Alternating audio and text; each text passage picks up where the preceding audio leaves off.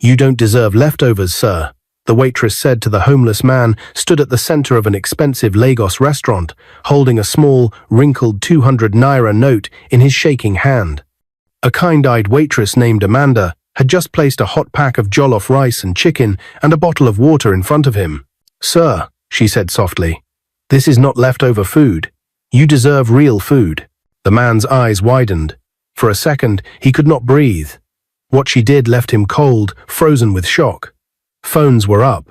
People stared. The restaurant owner, Madame Amaka, frowned from behind the counter. Then, the man reached for his beard. It peeled away. Gasps rose like a wave. Amanda's lips parted, the whole room holding its breath as the fake hair dropped to the shiny floor. How did we get here? It started that morning in a quiet, bright room high above Victoria Island. The city of Lagos hummed below. Jerry Andrew, one of the most powerful CEOs in Nigeria, stood in front of a mirror. He was rich, famous, and respected. But today he did not want respect.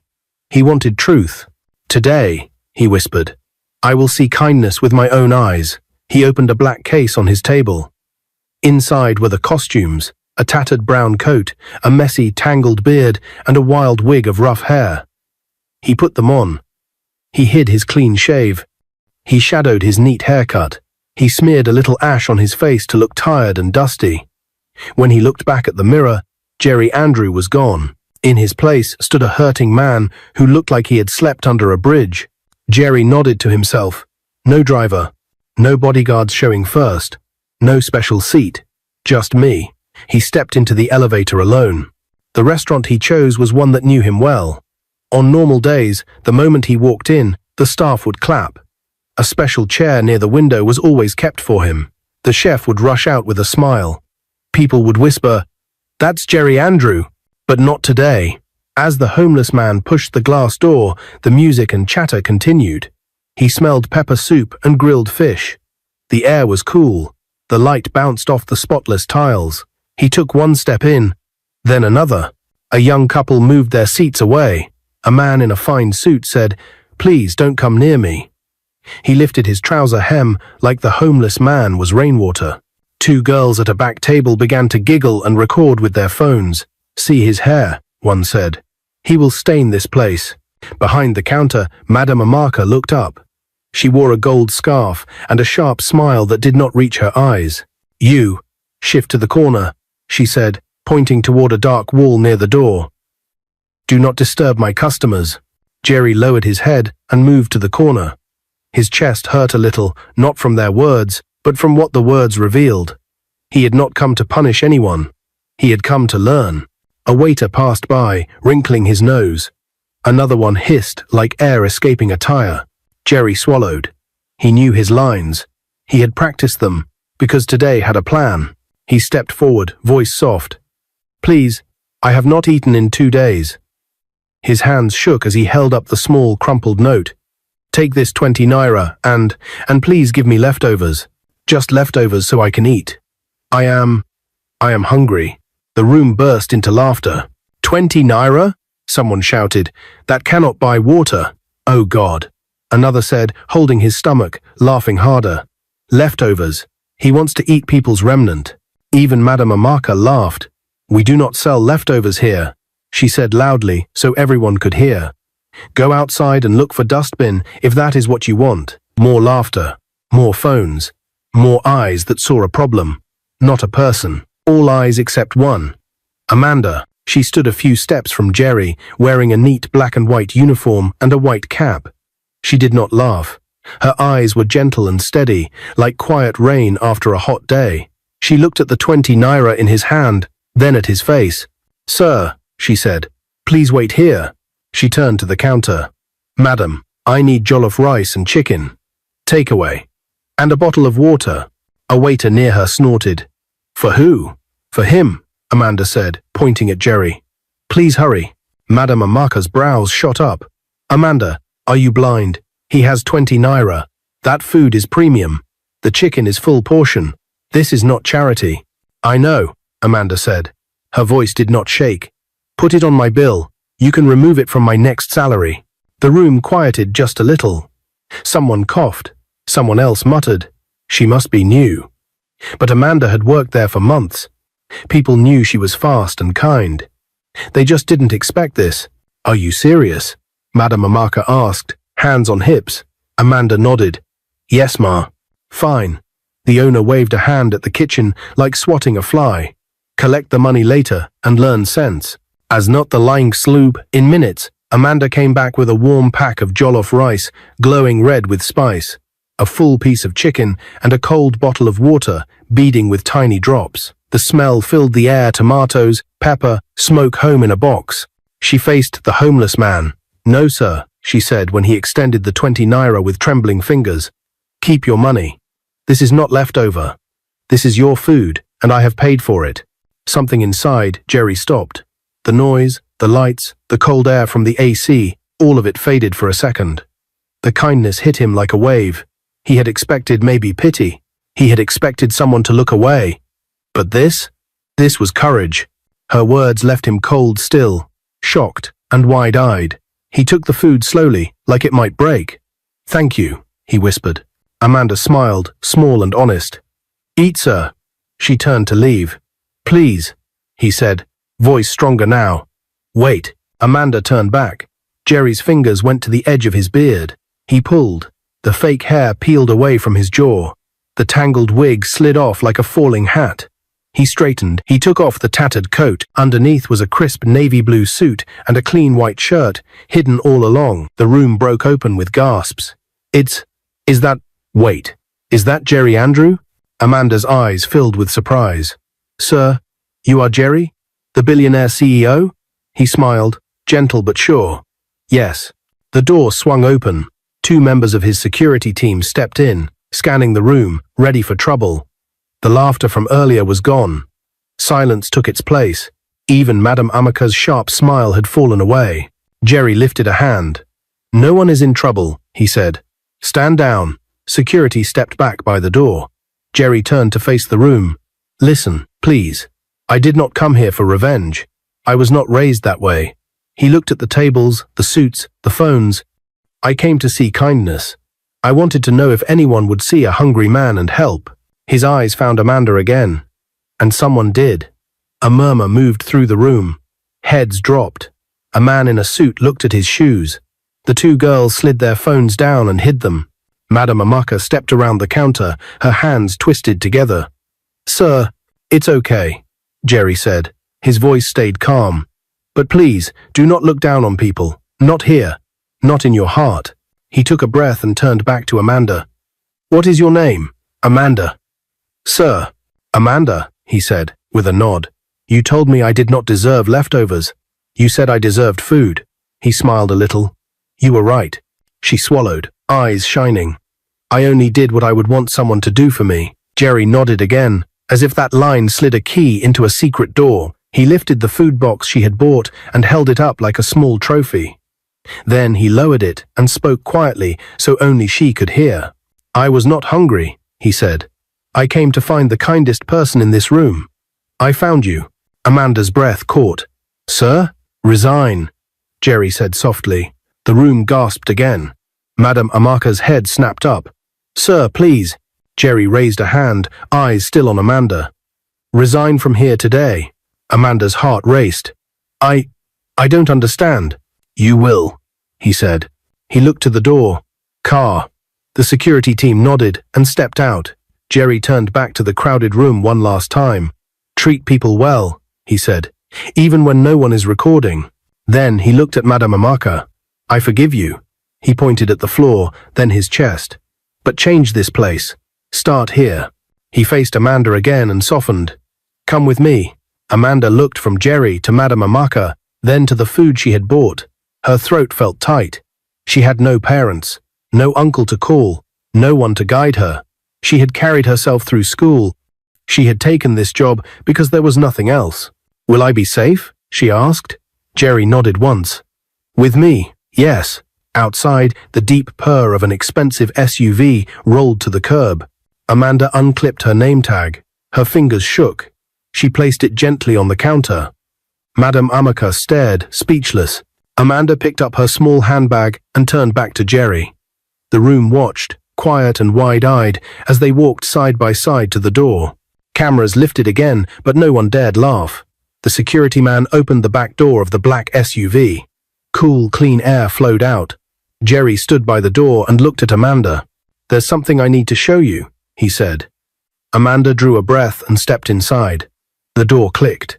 The SUV pulled away into the bright Lagos afternoon, and the city swallowed them as the restaurant buzzed with whispers, everyone wondering what would happen next.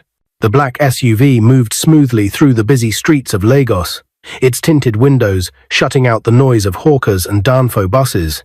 Inside, Amanda sat stiffly, her hands folded on her lap, her eyes darting between Jerry and the leather seat in front of her. She had never been in a car this expensive, not even close. Her heart raced. Just hours ago, she was a waitress serving strangers. Now, she was sitting next to a billionaire who had entered her life disguised as a homeless man. Jerry leaned back, his navy blue suit catching the soft glow of the car's interior lights. He studied Amanda quietly for a moment, then spoke. "You are still nervous." Amanda looked down. "Sir, I don't understand. Why me? Why did you choose me?" Jerry gave a small smile. "Because you chose kindness when everyone else chose laughter. That is the difference." He paused, his voice low and thoughtful. "Do you know how rare it is to meet someone who sees value in another human being without thinking of what they will gain?" Amanda's throat tightened. She thought about the accident that took her parents when she was 15, the long years of selling bread on the streets to finish secondary school, the endless job hunts after university. She had been overlooked countless times because she had no powerful uncle, no connections, and now here she was, sitting beside a man who could change her story. But she was afraid to believe, afraid it was all a dream. The SUV slowed, then turned into a wide avenue lined with tall palm trees and glowing street lamps. At the end stood a massive white mansion with golden gates. Amanda's mouth opened slightly. She had seen such houses only in magazines. The gates swung open, and the SUV rolled inside.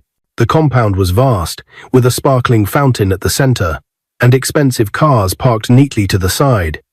The air smelled of freshly cut grass and roses. The car stopped at the entrance. A guard opened Amanda's door.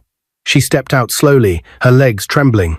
The ground beneath her shoes was smooth marble, not the dusty floor she was used to at the restaurant. Jerry walked beside her, his hand resting lightly behind her back. "Welcome to my home," he said. Amanda swallowed hard. "It's beautiful, sir." Inside, the mansion was even more breathtaking. High ceilings glittered with chandeliers. The walls were decorated with paintings from around the world. The living room had couches so soft they looked like clouds. She tried not to stare too much, but her eyes kept pulling in every detail. A woman in a maid's uniform came forward and bowed. "Welcome, sir." She glanced at Amanda with curiosity, but said nothing. "Show her to the guest wing," Jerry instructed gently. "Make sure she has everything she needs." Amanda's chest tightened again. Guest wing? She had never had a room of her own since her parents died. She followed the maid quietly down a long corridor, her footsteps echoing against the polished floor. When the door opened, Amanda gasped. The room was larger than the small flat she used to share with 3 other girls in school. The bed was wide and covered in white sheets. There was a dressing table, a reading desk, and a window that opened to the garden. Even the air smelled fresh and new. The maid placed her small handbag on the table. "Dinner will be served in an hour," she said kindly before leaving. Amanda sat on the edge of the bed, her hands gripping the sheets. She whispered to herself, "God, is this real? Please don't let me wake up from this dream." Later that evening, Amanda was invited to Jerry's study. The room was lined with bookshelves and had a soft golden lamp glowing in the corner. Jerry sat behind a large wooden desk, his face calmer now. "Amanda," he began, "there is something you must know about me." Amanda looked at him, her eyes wide. "My wife died during childbirth 3 years ago. The baby survived only 5 months. Since then, I have lived with emptiness, even in all this wealth." His voice cracked slightly, but he cleared his throat and continued. "I decided I would never remarry, but I also decided I would use my life to search for kindness in people, because it is kindness that heals the world." Amanda's eyes filled with tears. "I am sorry, sir." Jerry gave her a small nod. "Don't be sorry. Just understand why I did what I did today." He leaned forward, resting his hands on the desk. "I want to build something for you, Amanda. A restaurant, the best in Lagos. A reminder that kindness is never wasted." Amanda's mouth fell open. She shook her head slowly. "Sir, a restaurant? For me?" "Yes," Jerry said firmly. "For you. But first, I need you to work with my team. I want your ideas. I want you to dream with me." Amanda's tears spilled. She wiped them quickly, but her voice trembled. "Sir, I don't deserve this." Jerry's gaze was steady. "Amanda, you do. And one day, you will understand why." Amanda pressed her hands together, her heart pounding. She had walked into the day as a waitress. Now, she was being asked to dream of the best restaurant in Lagos. And for the first time in years, she believed her life might never be the same again. The next morning, Amanda woke to the sound of soft birdsong outside her window. Sunlight poured into the room through tall glass panes, painting the cream walls in golden streaks. For a few seconds, she lay still, her mind struggling to accept the truth she was no longer in her tiny hostel bed or standing long hours in a crowded restaurant. She was in the mansion of Jerry Andrew, the billionaire who had tested kindness and found her. Her first thought was, what if all this ends today? A knock on the door pulled her back. A maid entered with a tray of breakfast, scrambled eggs, fried plantain, fresh orange juice, and steaming tea. Amanda blinked, still unused to such luxury. She whispered a thank you, though her voice shook with disbelief. Later that day, Jerry invited her to join him in the study again. The large room smelled of polished wood and leather. Amanda sat opposite him, her hands folded neatly, though her eyes revealed nerves. Jerry leaned forward. "Amanda, last night I told you I want to build the best restaurant in Lagos for you. Today, I want to hear your dreams. What kind of restaurant do you imagine?" Amanda hesitated. All her life, no one had ever asked her what she wanted. She had only known survival. She lowered her gaze. "Sir, I don't know if my dreams matter." Jerry's tone was gentle but firm. "Amanda, every dream matters. Yours especially. Speak freely. Don't think about the cost. Don't think about limits. Just tell me." Amanda took a breath, her mind racing back to her days as a waitress. She remembered the customers who left unsatisfied, the families who wanted a place that felt warm, not just fancy. Slowly, her words began to flow. "I want a restaurant where people feel at home the moment they walk in. The air should smell of food that reminds them of family. I want bright colors, not dull walls. Tables that are wide enough for families to eat together. A section for children, with little chairs. And the food." She paused, her voice steadying as excitement took over. "The food must taste like love. Real jollof rice with smoky flavor, chicken grilled to perfection, soups that remind you of your mother's kitchen. Not overpriced, but good value." Jerry's eyes lit up as he listened. Amanda leaned forward now, her hands moving, as she described the dream she didn't know she had kept locked inside. "And the name," she said softly. "It should be called Kindness Restaurant, because kindness brought it to life." For a moment, the study was quiet. Jerry leaned back, a smile spreading slowly across his face. "Kindness Restaurant," he repeated. "Perfect." Amanda looked down, embarrassed by her passion. "I'm sorry, sir. I said too much." Jerry shook his head. "No. You said exactly what I needed to hear. You see, Amanda, I have architects and engineers who can build walls and design spaces. But they cannot design a soul.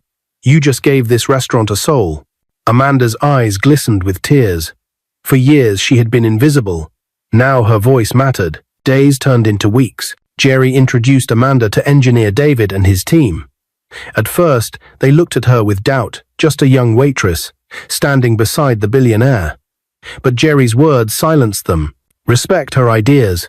She is the reason this project exists," he told them. From that day, Amanda worked closely with the team. She visited building sites, looked at sketches, and tasted recipe trials with the chefs Jerry hired. She poured her heart into every detail, colors, chairs, even the way the waiters should greet customers. For the first time in her life, she was not just serving food. She was creating a future. But in the quiet of her nights, Amanda still battled fear. What if it fails? What if Jerry changes his mind? She often sat by her window, whispering prayers to the memory of her late mother. "Mama, is this real? Is kindness truly enough to change my life? One evening, after a long meeting with the engineers, Jerry invited Amanda to join him on the balcony. The city stretched below, Lagos glowing with lights like a sea of fireflies. "Do you believe in destiny?" Jerry asked, leaning against the railing. Amanda hugged herself against the evening breeze. "I don't know, sir. Life has been too hard for me to think destiny cared." Jerry turned, his eyes steady on her. "I lost my wife and child, Amanda. For years I believed destiny was cruel. But the day you stood in that restaurant, refusing to give me leftovers, I realized something. Maybe destiny doesn't give us what we want, but it gives us who we need." Amanda's breath caught.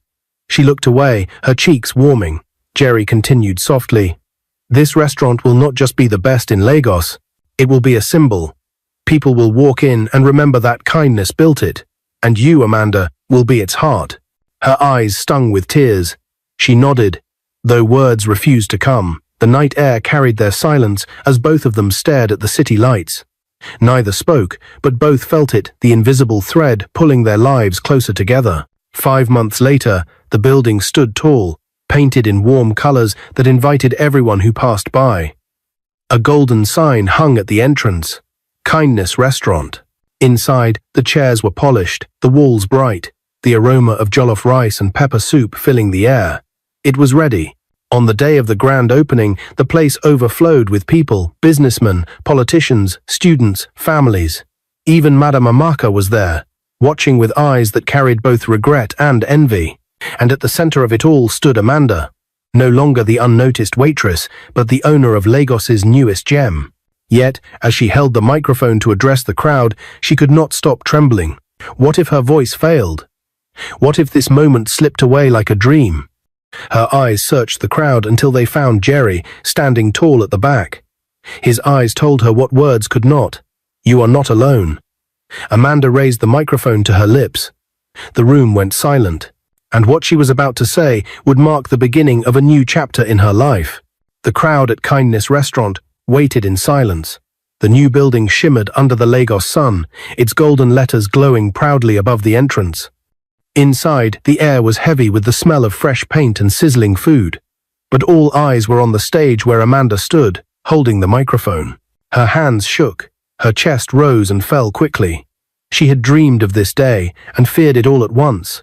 Behind her, the wide glass windows reflected the sea of people who had come to witness history, the opening of the best restaurant in Lagos. Amanda cleared her throat, her voice soft at first. "Good afternoon, everyone."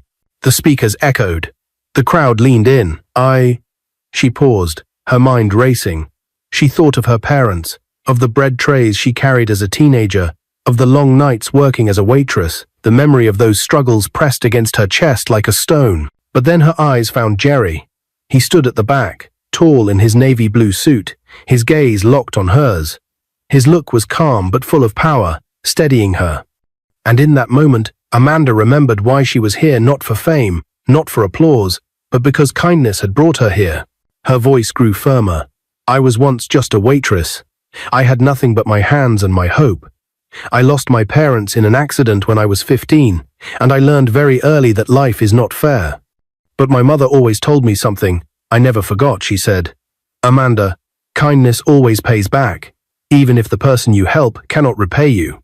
The crowd murmured. Some nodded. Amanda lifted her head higher. "One day, a man walked into the restaurant where I worked, looking like he had nothing. People laughed at him. They insulted him. They pushed him away. But something in me said he didn't deserve leftovers. He deserved a meal, like every other human being. I used my small salary to give him jollof rice and chicken." Unstrayed, she swallowed, her eyes shining. That man was no ordinary man. He was Jerry Andrew, the billionaire CEO. And he chose to change my life. Gasps rolled across the room. Amanda's hand trembled around the microphone, but her voice never broke. "Today, this restaurant exists not because I was smart, or rich, or powerful. It exists because kindness met opportunity. And this place will always carry that name, Kindness Restaurant, to remind us that no matter how small an act of love is, it can open a door to something greater than we ever imagined." The room erupted into thunderous applause. Some people wiped tears.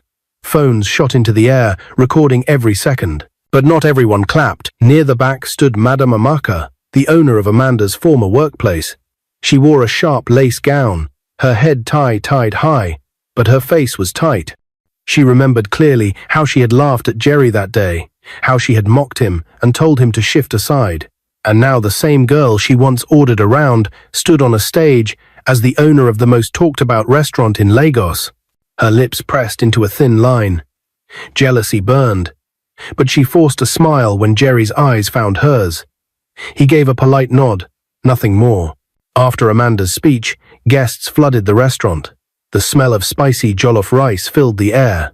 Waiters in clean uniforms moved quickly, serving families, business executives, and politicians. Children laughed in the play area Amanda had insisted on designing. Jerry walked through the restaurant slowly, shaking hands with people, but his attention kept drifting back to Amanda. She moved from table to table, thanking guests, her humility shining even brighter than her dress.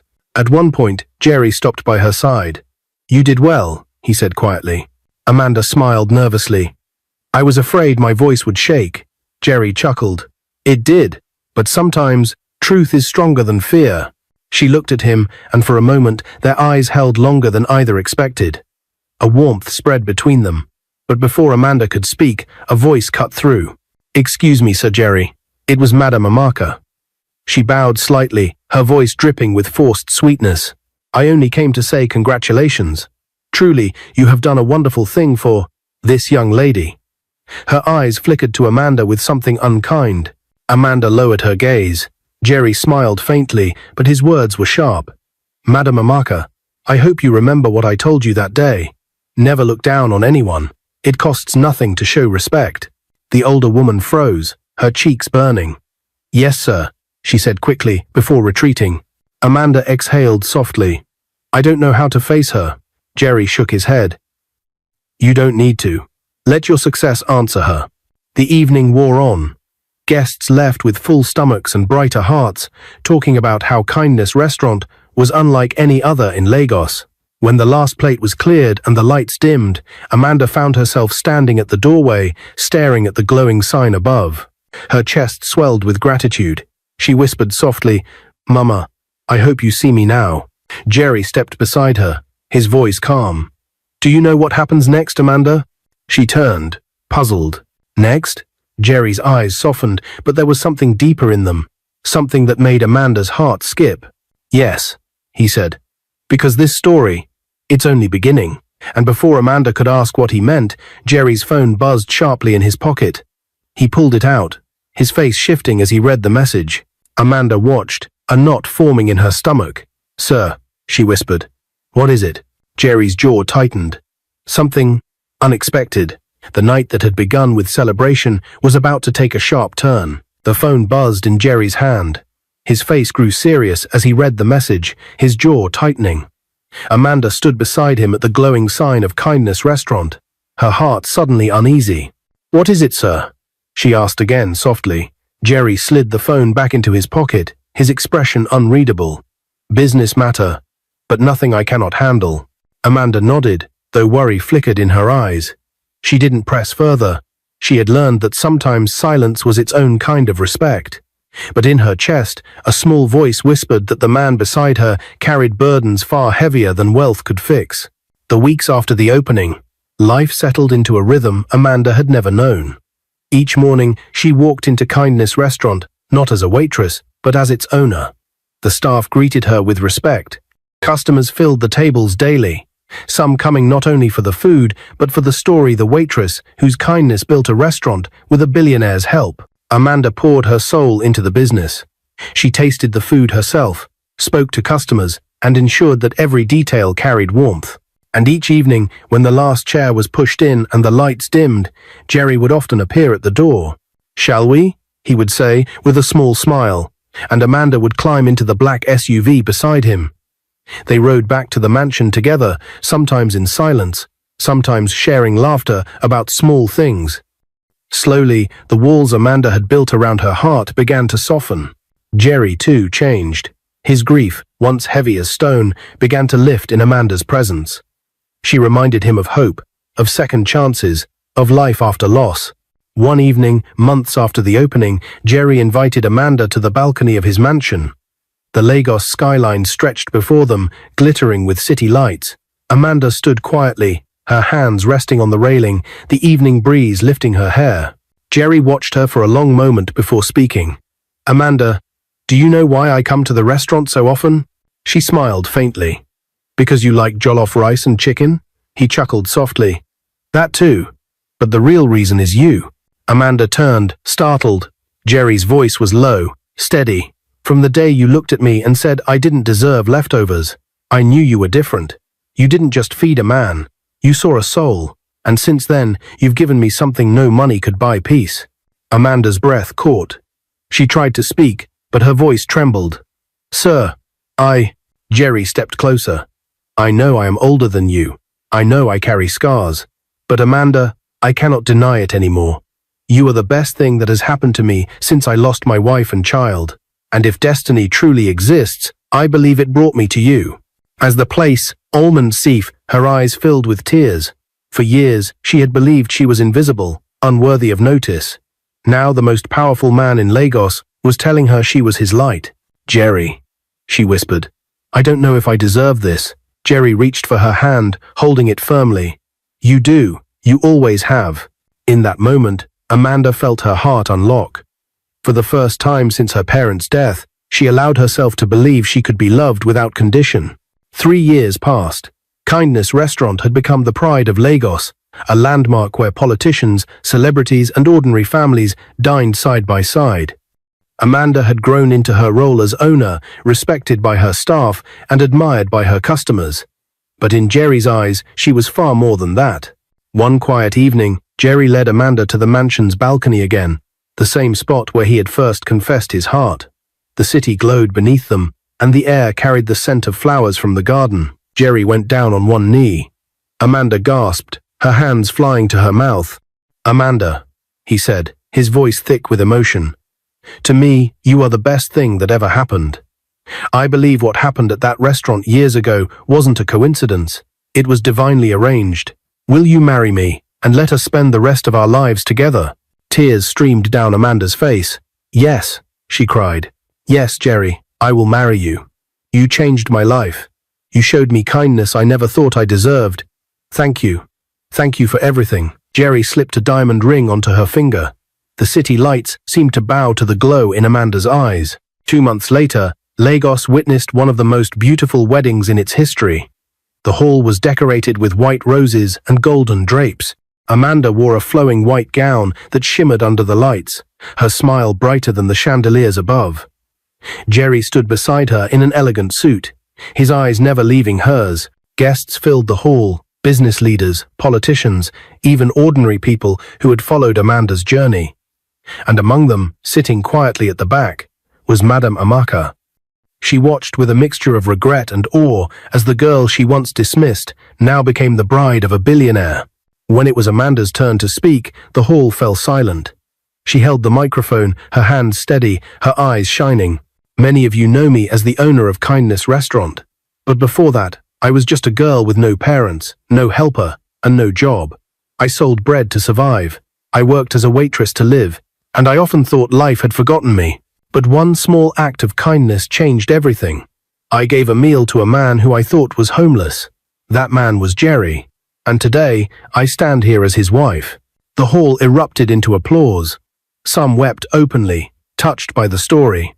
Jerry took Amanda's hand, his eyes glistening with pride. 9 months later, the sound of a baby's cry filled a private hospital suite in Lagos. Amanda, exhausted but glowing, held a tiny bundle in her arms. Jerry stood beside her, his face soft with joy, his eyes glistening as he looked down at the little girl. "She's beautiful," Amanda whispered. Jerry bent down and kissed Amanda's forehead. "Just like her mother." Amanda smiled through her tears. "Her name will be Juliana, after my late mother." Jerry nodded. "Juliana Andrew? Perfect." The nurse entered quietly, adjusting the blanket around the baby. "Congratulations, Sir Ma. You have a healthy baby girl." Amanda cradled her daughter closer, her heart overflowing. From orphan to waitress to wife and mother, her journey had been nothing short of miraculous. Jerry placed his arm around her shoulders, his voice low but certain. Amanda, do you see now? Destiny didn't forget you. It only waited for the right time to reveal itself. Amanda leaned against him, tears of joy running down her cheeks. And it started with kindness. Jerry kissed the top of her head, his heart finally at peace. In that room, surrounded by love, Amanda knew her mother's words had been true all along. Kindness always pays back. What is your view about this story? Where are you watching from? If you enjoyed this story, comment, share, and subscribe to our channel for more interesting stories.